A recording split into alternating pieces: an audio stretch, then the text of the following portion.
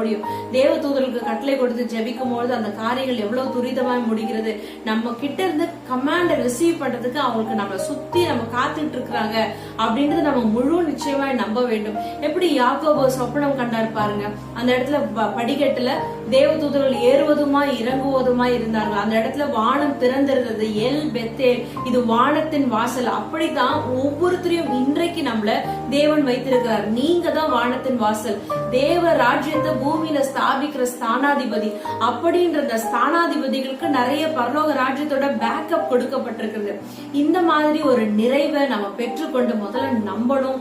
நமக்கென்று தேவ தூதர்களுடைய பணிவிடை உண்டு. இயேசுக்கே நிறைய இடத்துல பாத்தீங்கன்னா தேவ தூதர்கள் பணிவிடை செய்தார்கள் அப்படின்னு வசனம் வாசித்திருக்கோம். சிலுவையில் இருக்கும்போது அவர் ஒரு வார்த்தை சொல்லியிருந்தா அநேக தேவ தூதர்கள் அவர்களை காப்பாற்றிருப்பாங்க அப்படின்னு வசனம் போட்டிருக்கு.